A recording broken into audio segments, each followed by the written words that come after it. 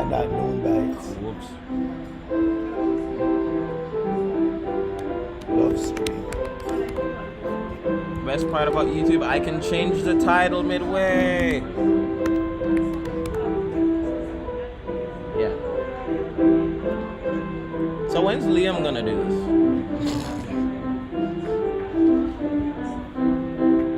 Wait, I need him on him now. Hold up. No one told me this. Jesus Christ. I tell you, it's with Sandra. You can't tell. This morning you got up, you dressed up, and you showed up. Check if the connection can hear in you. It's good to have you here, because you chose this morning to be here at the Temple of Life Sunday morning love stream. Let us begin as we always do with an opening affirmative prayer. She doesn't need it, no, it's off deliberately. Oh, let us become still and recognize that this place is God's sanctuary. But every nook and cranny of this beautiful place is Set it still loud so I can change it. This is where the Lord lives. This is where the divine presence is present. And so as we acknowledge that one light, that one love, that one perfect presence we know as God, we know that it is expressing as each one of us, everyone who made the choice this morning to be here.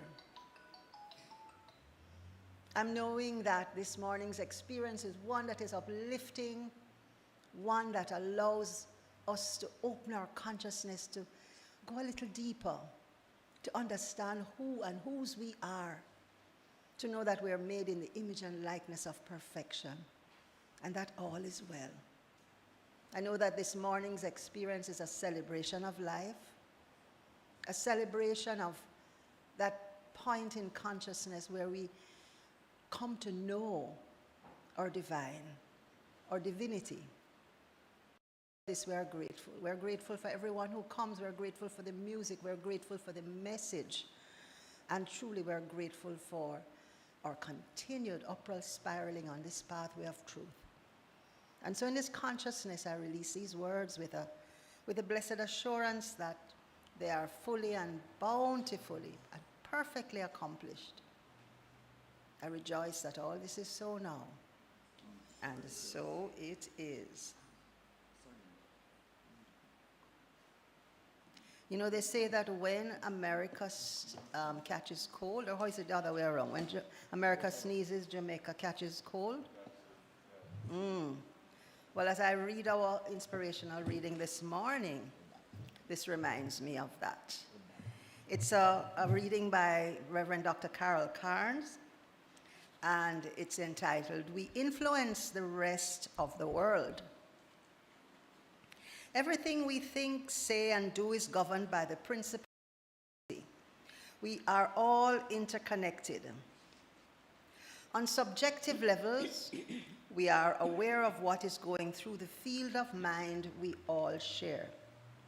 If we are emanating a vibration of love and acceptance, it will be felt in our presence.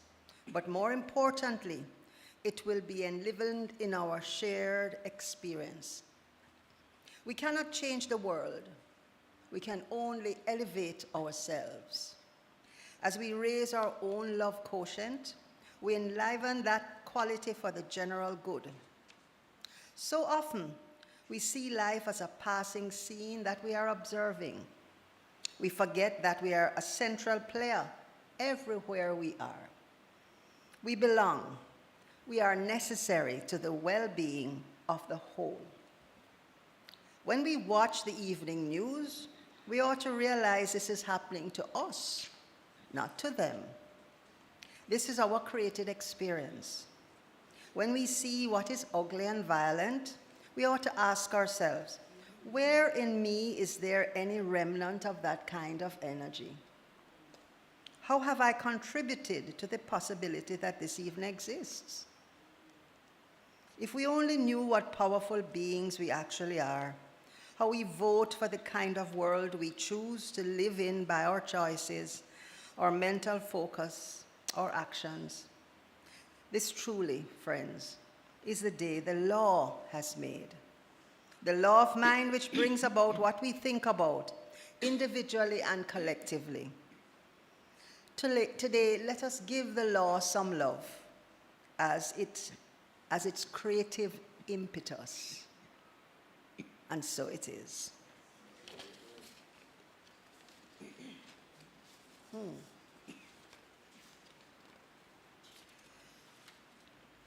And now we're going to do our chant together, followed by a few moments of silence so, we can reflect for a while. And it's I Turn Within, words and music by our own Steve Golding.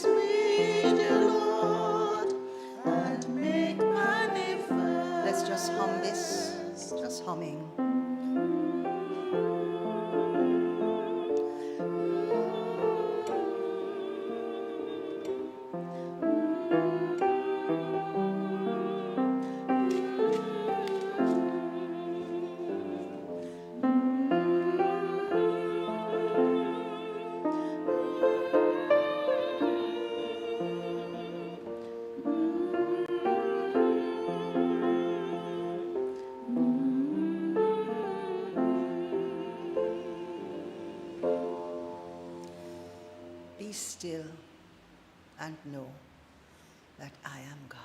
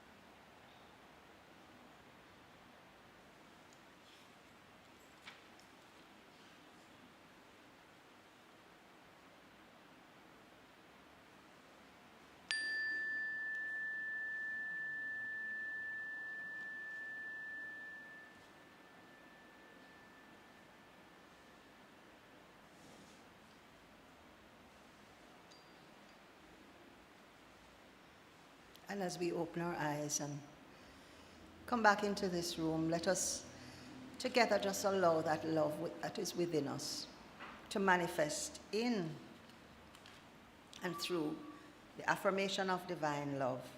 On middle of page 2, together.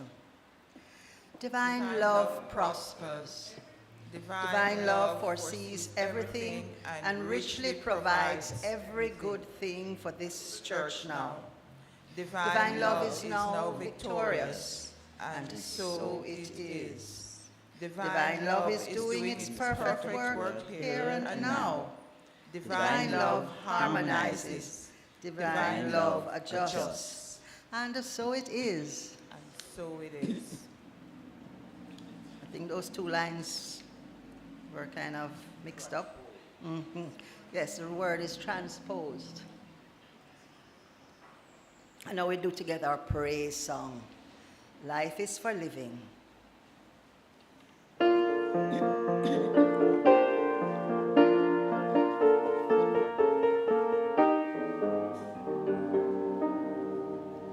Life is for living. Whatever you will live for, you will give. Life is for giving. Whatever you will give to life will live. Life is for doing, for living, giving, doing, learning how. Life is for you and life is for me. Life is for living now. Life is for loving. Whatever you will love, enough is yours. Life is for sharing. Whatever you will share with others grows. Life is for being, for loving, sharing, being, learning how. Life is for you and life is for me. Life is for living now. Friends, please stand so we can do the prayer of our center on the flyer in your program. The Temple of Light, Center for Spiritual Living, is a sacred field embodying our spiritual community, from which the Christ's peace, love, and joy emanate, to touch, to heal, to bless, to prosper, and to liberate anyone who comes into contact with it in any way. The light of the Christ illumines us, our center, and our environment.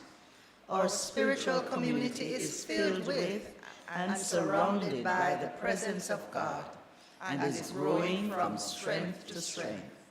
The power of God expands our consciousness of truth, guiding us ceaselessly along the paths of wisdom, spiritual growth, unfoldment, and attainment. We are blessed, and to God be the honor and glory forever. And so it is. And now, all of our young people, let me ask one of you guys to come and do the youth candle.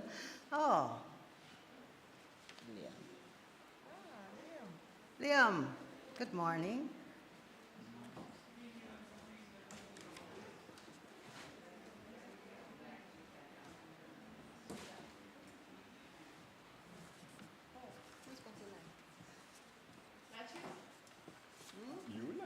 Oh, I'm going to light it. Yes, Okay. yeah. Oh, yes, that's the youth candle for the youth of the world, yes. Thank you for acknowledging my youthfulness.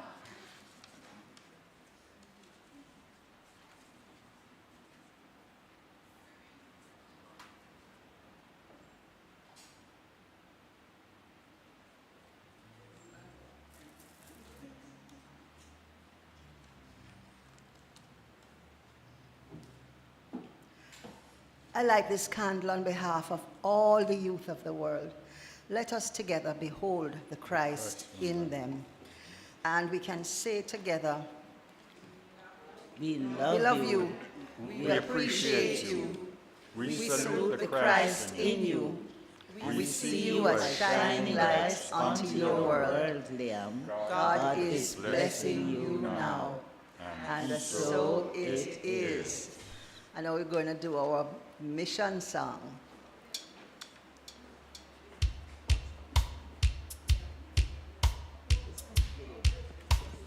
The temple of light, the temple of light, the temple of light. We are a people with a vision, one with spirit on a mission, to touch, to heal, to bless, to prosper, to love and liberate anyone who comes into contact with us, anytime, night or day.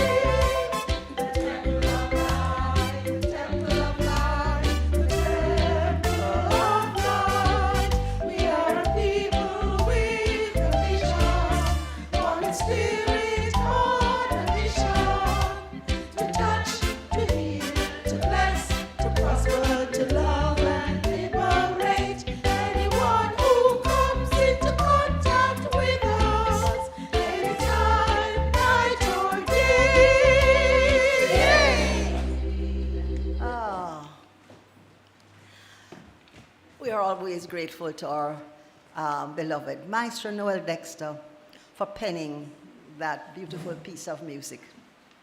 Friends, we have a few brief announcements. Anyone with us this morning for the first time? Oh, you're all Temple of Light family. Welcome. Put your hands together and just bless and welcome yourselves. We truly behold the Christ in each and every one of you. Welcome back, Dennis. Good to see you. You've been away for a little while. This morning we are blessed with, we have a beautiful, what do you call this plant again? It's one of those anthurium white bearing. Spathophyllum. Say again? Spathophyllum. Spathophyllum. Okay, that name. And the flowers, we have what you call those. I need to get I know them, but I don't know what they're called. Bird of paradise. We have birds of I know we have Queen Anne's lace. Heliconia. Heliconia. And those spiky things are from that palm that grows so beautifully. A saga palm, correct. Just wanted to make sure that you knew your flowers. So you can refer to the flyer in your program for our significant events. And so, we just want to share a couple of notices. This morning, no, we won't be having any discovery sessions for the rest of this month with Reverend Michael until September. So, you can look forward to that. Spiritual Mind Healing Service on a Tuesday continues at 6 p.m. And this Tuesday, it's practitioner Carol Campbell. You have a topic yet, Carol? You have a topic yet? Or it's coming? It's coming. Yes, okay. But join Carol via, excuse me, via Zoom this Tuesday at 6 o'clock for our Spiritual Mind Healing Service. And bring your prayer requests, and Carol is sure to do an affirmative prayer for you. It's really a good midweek refreshment. Now we have some lives to celebrate in Thanksgiving services, so we're inviting that you remember in your prayers the families of Mrs. Dorothy McConnell and Mrs. Junette Polak. Please join us for the services in celebration of the lives of Mrs. McConnell, which will be on Friday, August 18th at 10 a.m., and for Junette on August 24th at 1 p.m. Now the dates, October 27 to 29, should already be in your calendar. It's going to be an amazing experience at Jewel Paradise Cove in Runaway Bay, St. Anne, and it's our Masterclass 2023. We have as our special guest and workshop facilitator, Dr. Dennis Merrit-Jones, powerful speaker, really, really one who is sure to touch you deeply in terms of awakening and expanding your consciousness of prosperity. The cost is US $465 per person, double occupancy, and $678 US for single occupancy, or of course it's equivalent in Jamaican dollars. This includes transportation, class materials, and all other gratuities at the all-inclusive Jewel Runaway Bay. Jewel Paradise Cove, let me just be clear, in Runaway Bay. Dr. Merrit-Jones is a distinguished author, so I'm sure he'll have some of his books available for sale as well. And the themes for the workshop are really brilliantly inspired. This is something you should just not miss. And it's not too late to put, what do you call it now, put the mickle to make the muckle. We'll accept your deposits, and we still have another 2 months to complete payment for this wonderful event. It's under the banner of, and I quote, creating a life of abundance filled with purpose and meaning. Come play, awaken, deepen, grow, and learn to thrive. Okay, this is a really powerful offering that we are doing here at Temple of Light. Now, regular classes will resume in September. Reverend Sonia, Vance, and Steve have a special event geared for those who are interested in the livingness of the Bible, using Jesus' parables, or using the parables of the master teacher, Jesus Christ. And so look out for the details. I think the book is by Irvin Seal, and he does an excellent job of breaking down the parables. It's something to look forward to. Friends, we continue to offer continued prayer support, and a practitioner is always available to pray with you immediately following our Sunday service. This morning, practitioner Tamu Davidson is on duty, and the number to call is 876-289-0907. And of course, if you want to speak to a practitioner, call 876, same number, 289-0907.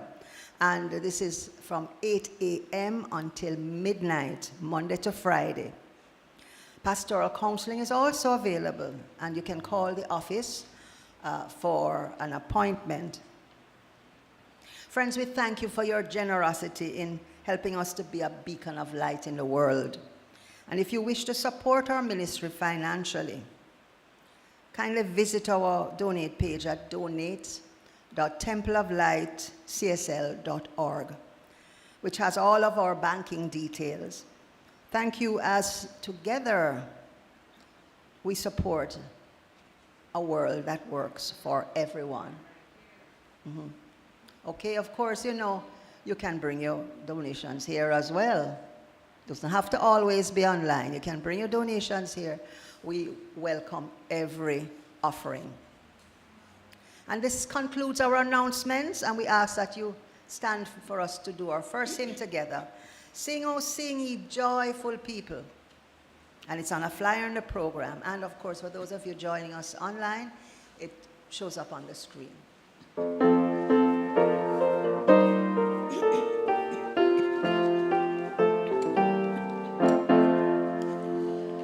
Sing, oh sing, ye joyful people, lifting high your joyful song.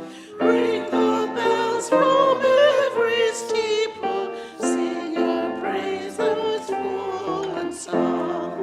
In the tones of music blending, hear God's vibrant harmony, and the rhythm it is sending, our wonder is yet to be. Wake, oh wake and see perfection manifest in every part. Outwardly in all creation, inwardly in every heart. With triumphant joy eternal, seek and know and ever find. Justified not by external, but by attitude of mind. Praise ye the eternal Spirit, mighty and fulfilling power. Wise men ever shall revere it in each new advancing hour. In the light of truth expanding, greater vision now behold, and in fuller understanding, know God's riches manifold. Thank you, friends. You may sit. And so now just help me welcome the erudite, Reverend Michael Reckord, to deliver the message this morning.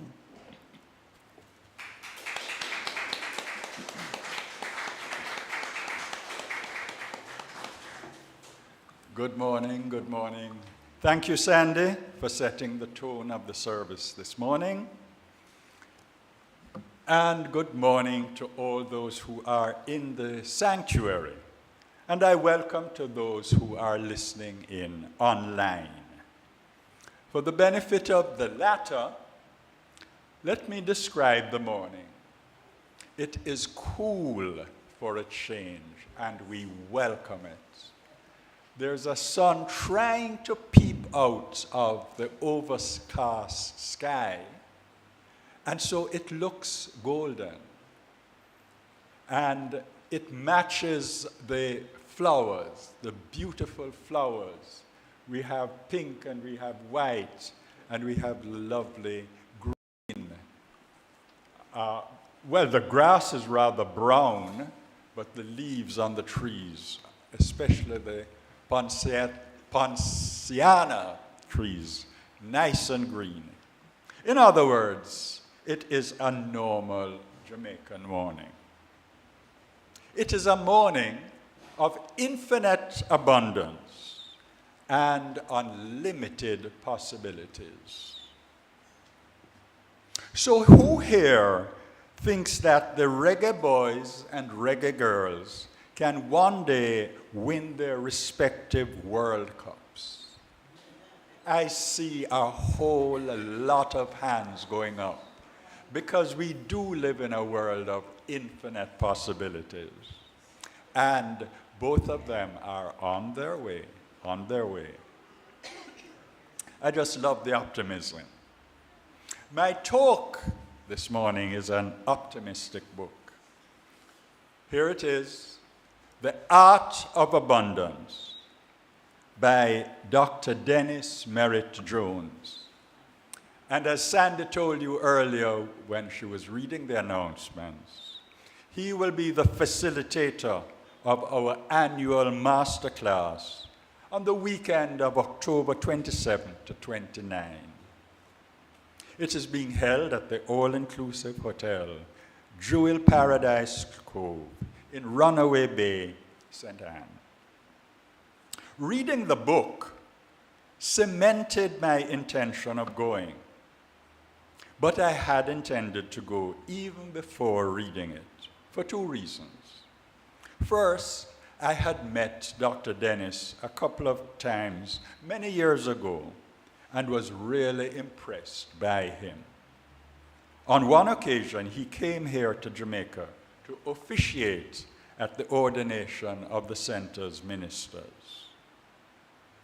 That was one reason. Secondly, the workshop that he'll be offering over the 3 days is going to be absolutely wonderful. Its theme, create a life of abundance filled with purpose and meaning. I want you to consider those key terms. Life of abundance. Who wouldn't want that? And everybody should have a life that is filled with purpose. What's the point of just existing for no reason? Additionally, we want that purpose to be of significance, in fact, of major significance. We want to leave lasting footprints on the sands of time, as the poet puts it. Many of you, hopefully all of you, have been getting emails giving the details about the Masterclass. If you haven't, please speak to Reverend Anne, and I hope to see most, if not all of you there.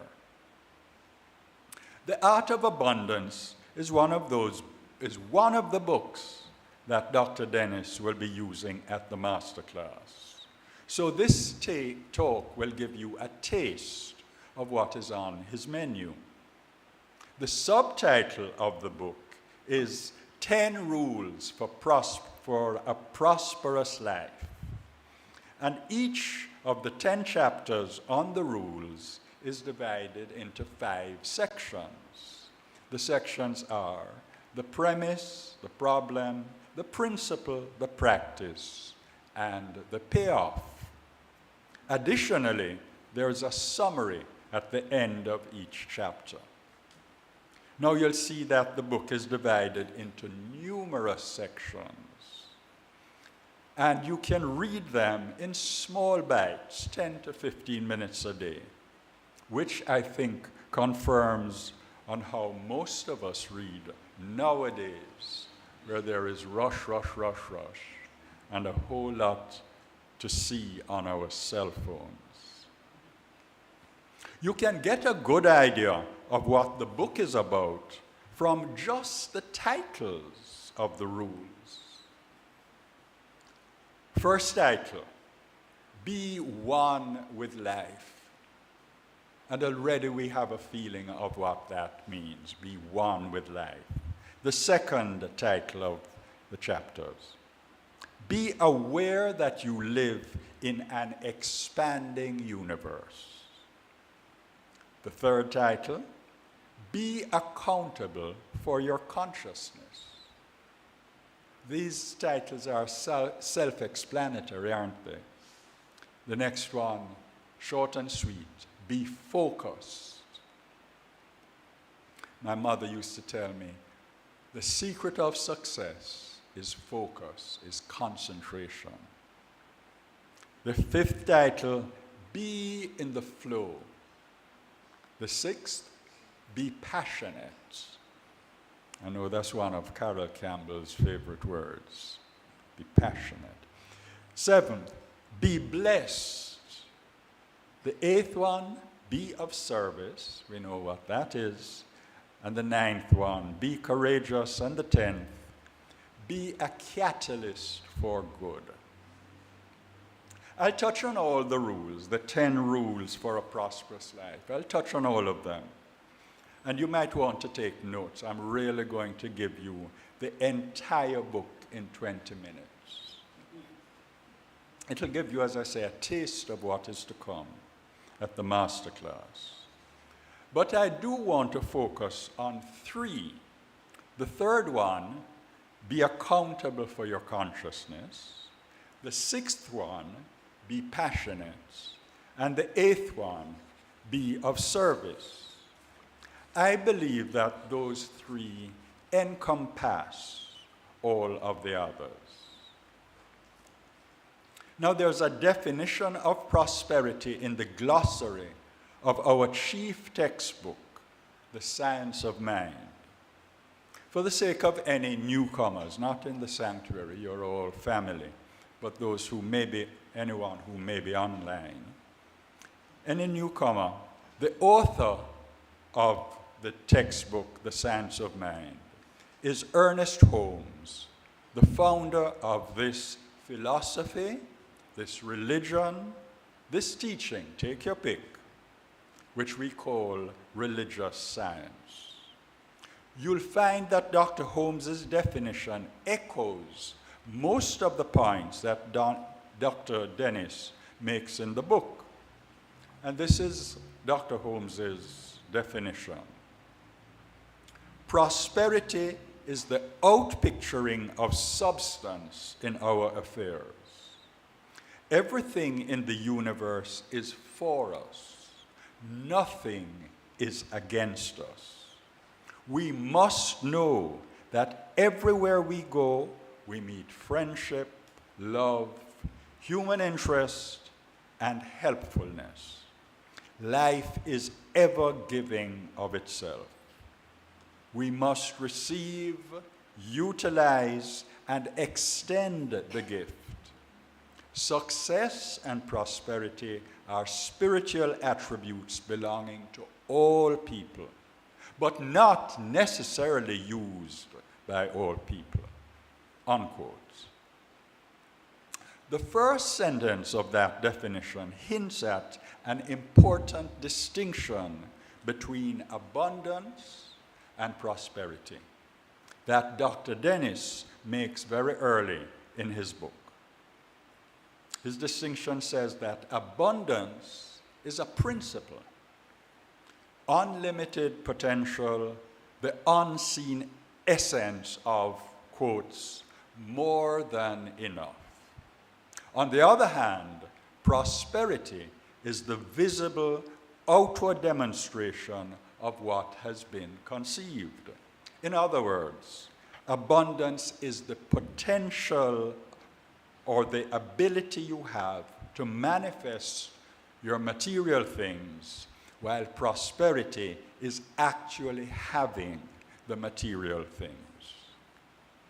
Dr. Dennis makes the crucial point that a sense of oneness, and that was the topic, one of the themes of the inspiration reading this morning. His point is that, I quote, a sense of oneness with the principle of abundance will always precede a demonstration of true prosperity in any of its countless forms, unquote. So, before you can demonstrate prosperity, you need to have a consciousness of abundance. Do you have that consciousness? You need one if you're going to be able to manifest wealth. Dr. Holmes implies the same thing in the definition of prosperity that I just read. He says that life is forever giving of itself, that everything in the universe is for us, that nothing is against us, even the weather. It's overcast, but it's cool. It's for us. Those sentences are worth repeating and personalizing. I want you to do that with me. Please repeat. Life is forever giving of itself. Everything in the universe is for me. Nothing is against me. Good, thank you. Now, if you really believe that, you have a consciousness of abundance, and you are free to manifest all the prosperity in all its forms that you desire. Now, when Jesus talks about having faith, and he does talk about it a lot, he's talking about consciousness. When he says, for instance, I quote, "It is done unto you as you believe," he's saying, in other words, your life is a reflection of your consciousness. And that, of course, is something that we are constantly asserting in religious science. Your life is a reflection of your consciousness. What is outside, what you see, the people, the events, the objects, a reflection of your consciousness. But suppose you're trying to explain Jesus' statement to a newcomer to religious science, or, as I always say in my classes, to an 8-year-old. You'll need to go a little further than just making that statement. You might want to illustrate your explanation with some of the acts of healing that we read about Jesus performing, and his statement after most of the healings, that faith caused the healings. St. Mark chapter 5 is a useful reference as it tells of 2 different types of healings through faith. A woman who had been hemorrhaging blood for years was healed when she touched the hem of Jesus' garment, when both of them were in a crowd. She was immediately healed. Jesus didn't see her. You know the story. But he felt power leaving him, and he looked around asking, who touched him? In fear and trembling, the Bible says, the woman confessed. Jesus said to her, quotes, "Daughter, your faith has healed you. Go in peace and be freed of your suffering." Jesus and his disciples were at the time on their way to Jairus' home, where his daughter lay dying. By the time they reached the house, the girl was dead. But Jesus said she was just sleeping. People laughed at him. What did Jesus do? He put the laughing people outside. He didn't want any doubters hanging around. And then he resurrected the girl. Obviously, it was not her faith, she was dead, that brought her back to life. It was either Jesus' faith or her father's faith, or both. And that teaches us something about how faith works. It's worth a whole nother talk. Can only skip over it now because I'm focusing on Dr. Dennis's book.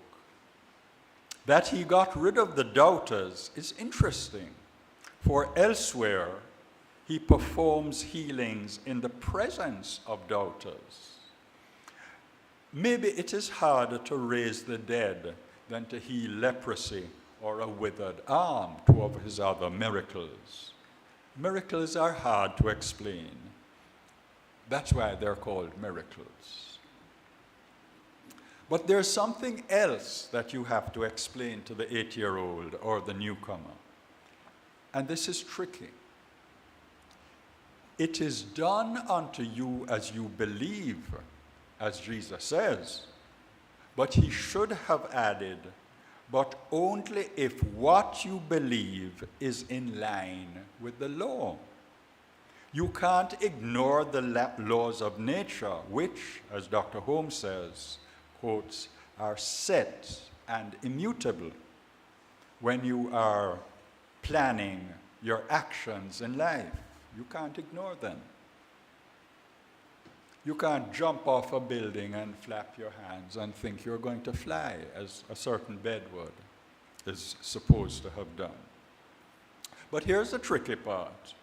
How do you explain the statement in our declarations that, I quote, "We believe in the control of conditions by the power of the mind"? Jesus is recorded as turning water into wine, raising the dead, walking on water, etc. And on the face of it, those things are against the laws of nature. So just how powerful are our minds? Well, one reason that we are on earth is to find out just how powerful our minds are. We can start our search with the certain knowledge that the universe supports life and that it responds to us. That we know. Responds to our thoughts as well as our actions. If I drop this book, the universe responds. Gravity pulls it down. We know the universe responds to us. Thoughts and actions. That's a really good place to start, to find out how powerful our minds are. Now, of course, we can go to Dr. Holmes. He helps us with an excellent explanation of page 267. On page 267 of the textbook, I quote, "The law through which man operates is infinite, but man appears to be finite. That is, he has not yet evolved to a complete understanding of himself. He is unfolding from limitless potential, but can bring into his experience only that which he can conceive. And as his understanding unfolds, his possibilities of attainment increase." Unquote. So there we have a guide. Page 267 if you want to check it in the Science of Mind. Now let's go on to Dr. Dennis's rules. And I'm starting with the 3 that, in my opinion, as I mentioned, embrace the others. At the Masterclass, we'll see whether Dr. Dennis agrees with me. Rule number 3 explains that your consciousness determines your destiny and holds the imprint of every belief, conscious or unconscious, that you have. That's your consciousness. Dr. Dennis says that the belief in scarcity has held humanity in an invisible energy shield that has been passed from one generation to the next for thousands of years. So he states in his book. And Jesus, who lived thousands of years ago, 2,000 years or so, would have agreed with him. Two of his parables have characters who have a sense of lack. They are the prodigal son, Luke 15, and the talents, the parable of the talents, Matthew 25. In the prodigal son, you will remember that second son, the one who stayed home. He was complaining about the feast that his father was putting on for the prodigal who returned. And his father had to explain to him something that should have been obvious if he didn't have a sense of lack. He says, everything that I have in my house is yours. And it has always been. But he didn't realize that sense of lack. And then there's a parable of the talents. You'll remember the man who was going away gave one servant 10 talents. It's interesting how the word talents, there's a pun on the word. Talents in those days meant money. In our day, it means something else. But both are applicable. So one man got 10 talents, one man got 5 talents. And the third servant got 1 talent. And when the master came back, the one who had 10 talents had multiplied it. The one who had 5 had also multiplied it. But the one who had 1 talent, the man with a sense of lack, he has buried his talent and didn't have any increase to give to his master. Sense of lack. Man has always had it, as Dr.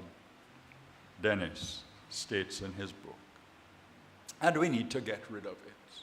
We live in a world of infinite possibilities, as we said earlier. Now, transcending a lack consciousness requires courage, Dr. Dennis says. Self-inquiry, and by that he means continually asking yourself about your purpose in life, for example, is a practice that he says will open the doors to consciousness in a way that allows you to bring deep change. Jesus, we know, was a courageous man. For example, he constantly argues with the Jewish leaders of his day. And he has parables about courageous people. In one, a widow who pesters a judge for justice shows courage, and she gets what she wants. Let me read it. In a certain town, there was a judge who neither feared God nor cared what people thought. And there was a widow in that town who kept coming to him with the plea, "Grant me justice against my adversary." For some time he refused, but finally he said to himself, "Even though I don't fear God or care for what people think, yet because this widow keeps bothering me, I will see that she gets justice, so that she won't eventually come and attack me," unquote. The woman showed courage, and her courage paid off. And in Luke 11, verses 5 to 13, there's a parable of a man who comes over to his neighbor to ask for bread at midnight, as a friend of his had come to visit unexpectedly. I would say that that takes courage. Who here would try that? Knocking up his neighbor at midnight. "Could you please give me a loaf of bread?" That's courage. Dr. Dennis says one way to maintain a healthy consciousness is to take time daily to read, meditate, and very importantly for us, attend classes. And generally, feed your mind with healthy thoughts. He cautions us that we shouldn't look for instant gratification if we want lasting change. The two don't go together. It took many years to build your current consciousness, he points out. So we shouldn't expect to reshape it in a matter of days or weeks, perhaps even months. And Dr. Holmes is on the same page. I'm going through this to show you how Dr. Dennis and Dr. Holmes and the Bible all concur. Dr. Holmes is on the same page I said. He points out that science of mind is not, quotes, a get-rich-quick scheme. Neither does it promise something for nothing, unquotes. The sixth rule in Dr. Dennis's book is about passion. And Dr. Dennis defines it as, quotes, an intensified energy surge that passes through you, unquotes.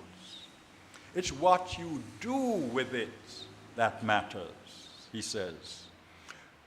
And you are most passionate when you're doing something that you love to do. Now, there's a hint on how to increase your passion. Do something you love to do. But, he reminds us, passion and reason must work together in all our actions. The universe does support you, but you must do your part. Use your head as well as your heart to create prosperity. On the subject of passion or feeling, Dr. Holmes writes in Science of Mind, in total agreement with Dr. Dennis, I quote, "Our mental acceptance should be filled with conviction, warmth, color, and imagination. The creative power responds to feeling more quickly than to any other mental attitude. Therefore, we should try to feel the reality of what we are doing when we give a treatment. This reality is felt as we become more and more convinced that spirit responds to us," unquotes. So now you will get an idea, more than an idea actually, of why we try to give rich, colorful, textured treatments and not just say, be healed or be prosperous or that. We give a textured thing, and that is why treatments are in 3 or 5 or even 7 sections. Rule number 8, I know you'll remember, is be of service. And Dr. Dennis says that when you serve, you extend your essence, your energy, in a manner that enriches and makes other lives better. And Dr. Dennis reminds us that every single moment gives us the opportunity to serve. Remembering that we are part of the universe and so connected with the source of abundance, Dr. Dennis states this principle, I quote, "Any form of giving with no strings attached puts us directly in the flow of abundance, which must come full circle," unquotes. By full circle, he's saying, if you give, you will receive. He also makes the obvious point that as you are a part of the world, what you give to anyone in the world, you ultimately give to yourself. What you feed through your mouth eventually feeds your big toe. It feeds everywhere, even though you only ate and the stuff went into your stomach. Jesus makes a similar statement when you give to someone else, you give to him. You are giving not only to the scene, to people around, you are providing energy to spirit, to the energy of the world.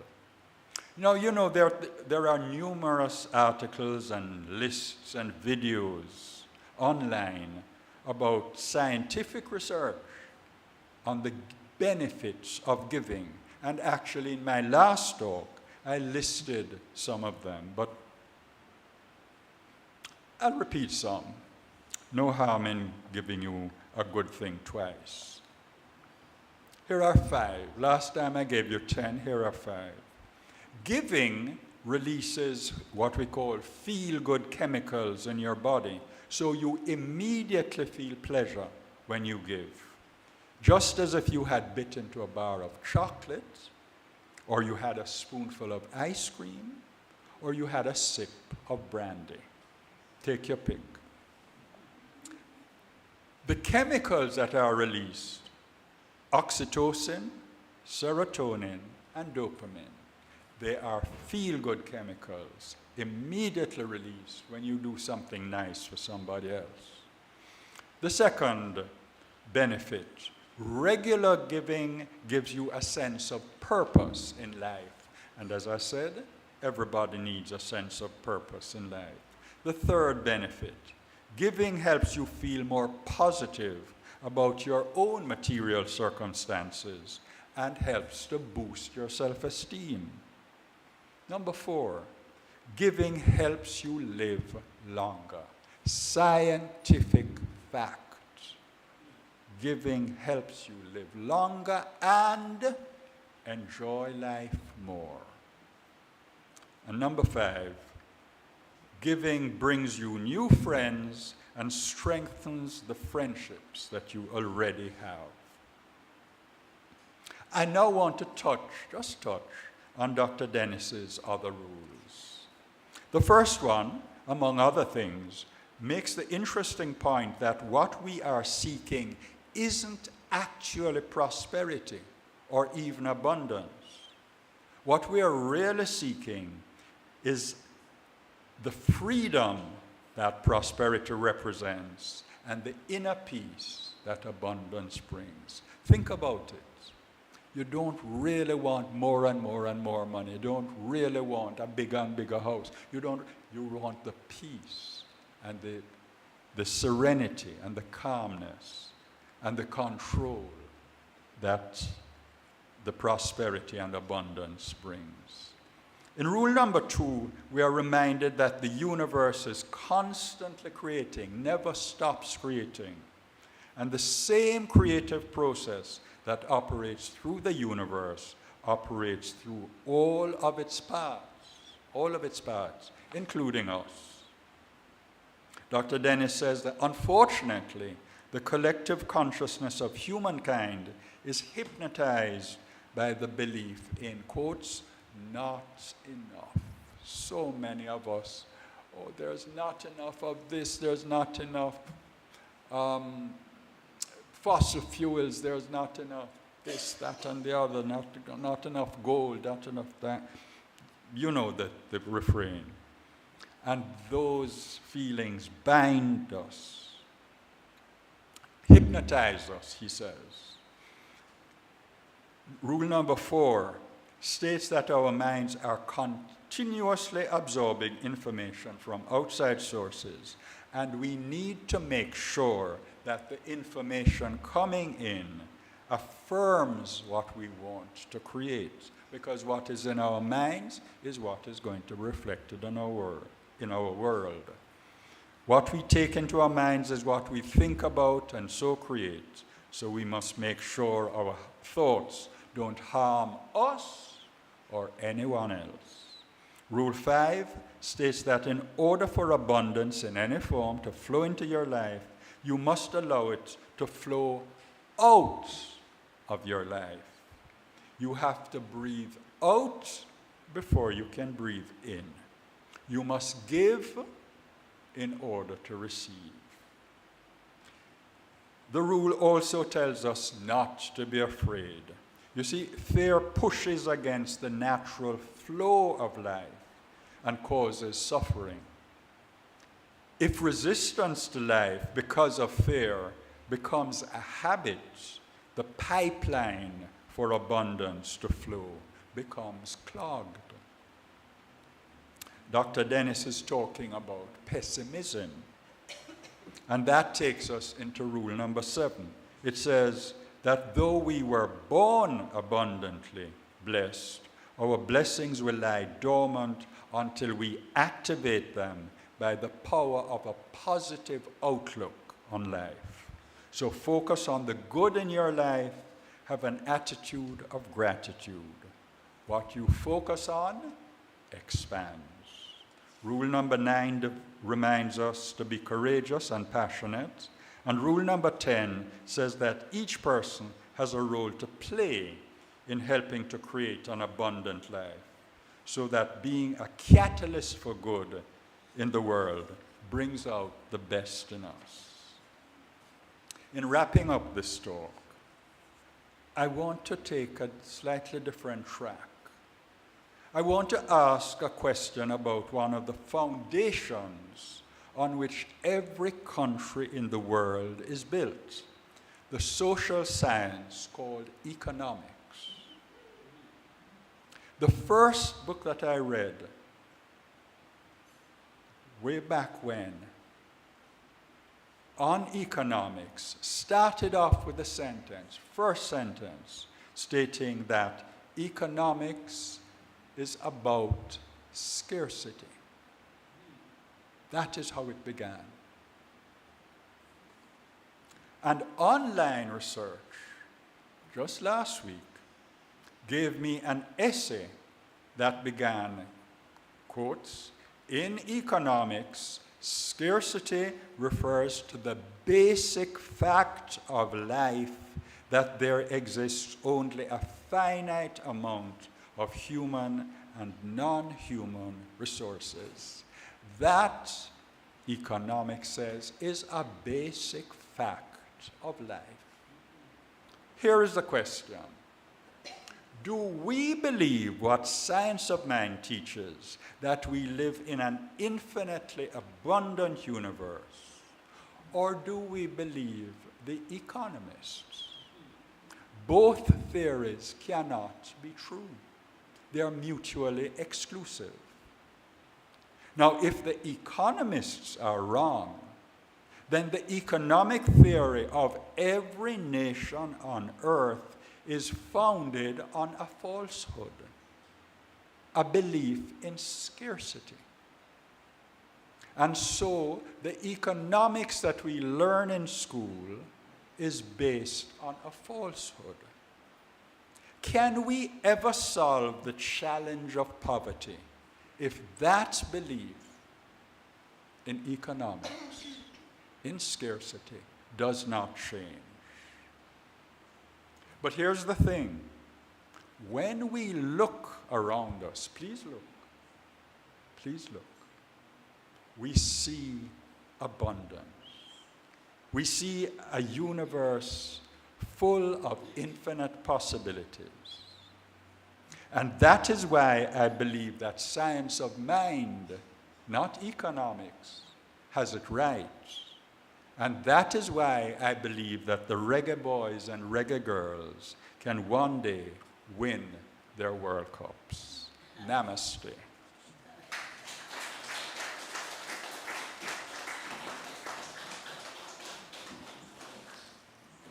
Thank you, Reverend Michael.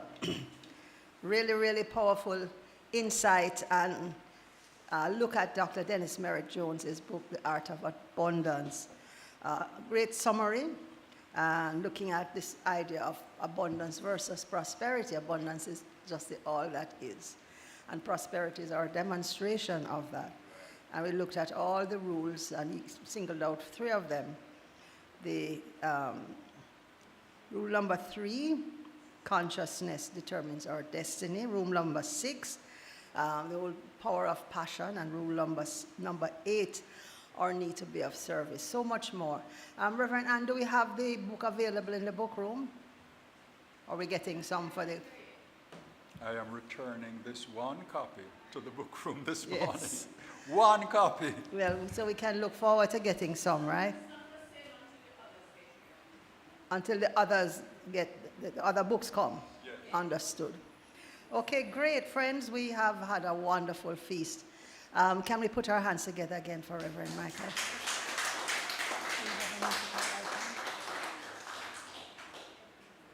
Okay, so we look like, I think we are the musical item this morning. No, Valerie. Oh, Valerie. Valerie's going to just gift us with her wonderful talent. Put your hands together for Mrs. Chuck.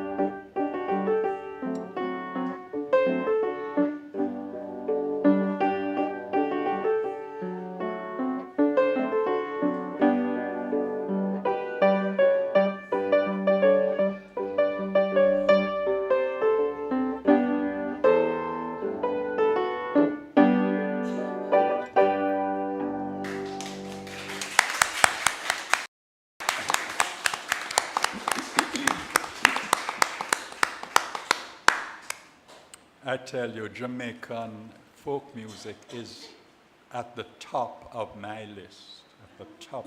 It hits me right here. I've been hearing it from a childhood, of course, so there's a nostalgia thing. But the beat is just, in fact, it's beautiful, beautiful, beautiful, beautiful.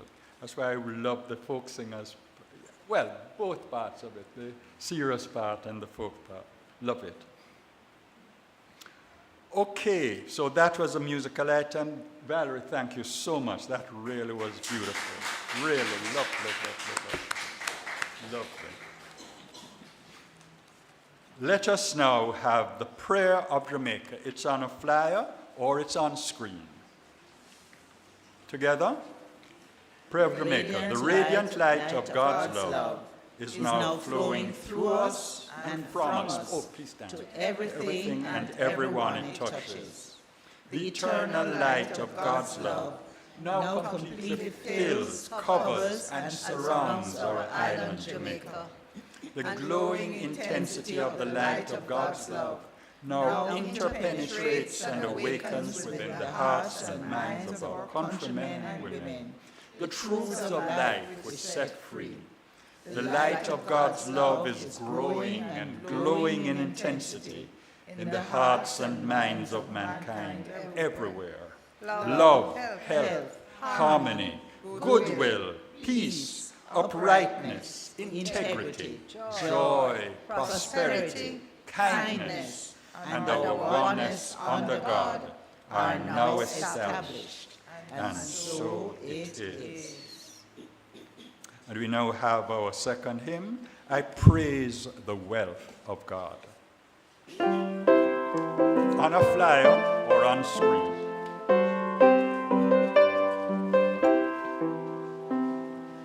I praise the wealth of God, His lavish good I see.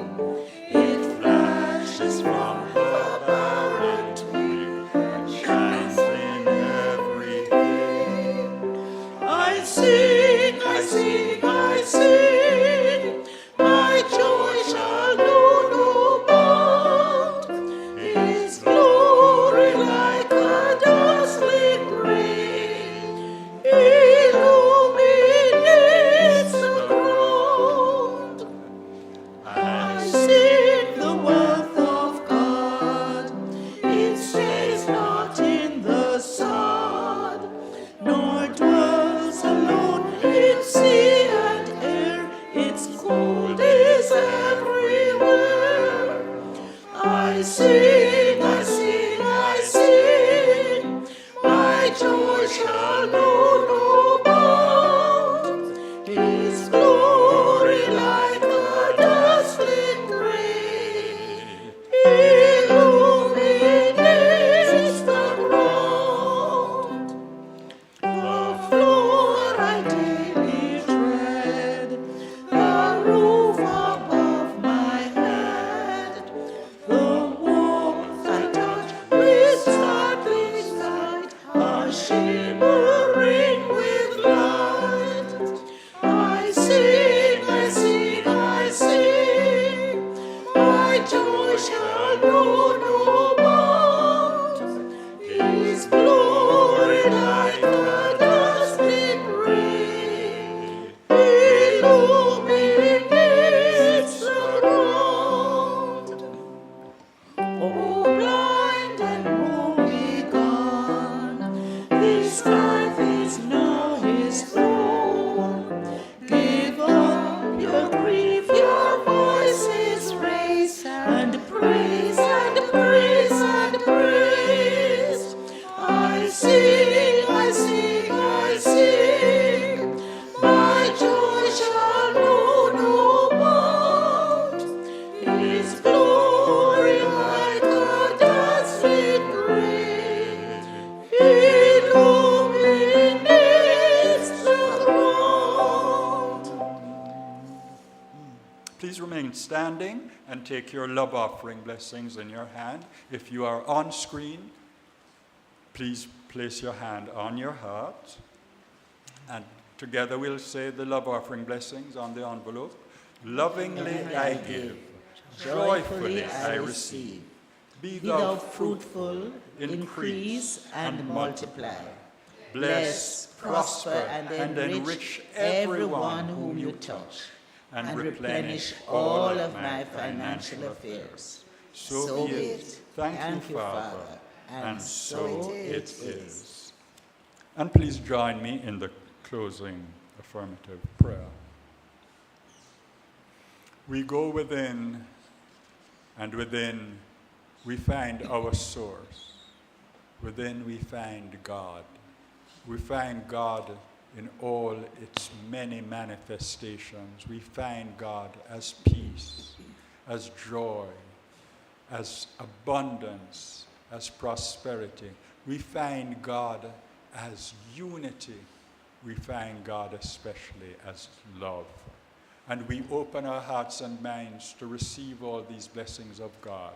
And as we prepare to leave this sacred place, this temple of light, and go to our respective destinations, we take all those blessings with us.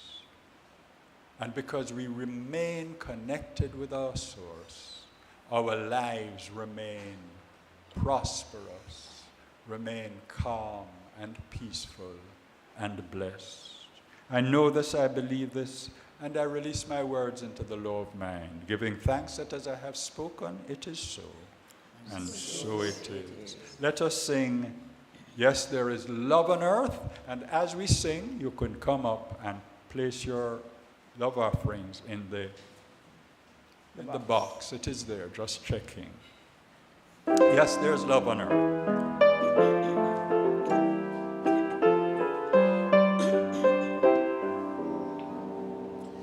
Yes, there is love on earth, and yes, it begins with me. Yes, there is love on earth, the love that was meant to be. With God as our Father, family all are we. Yes, we walk with each other in perfect harmony. Yes, love begins with me. Yes, this is the moment now. With every step I take, yes, this is my joyous flow. To take each moment and live each moment in love eternally. Yes, there is love on earth, and yes, it begins with me.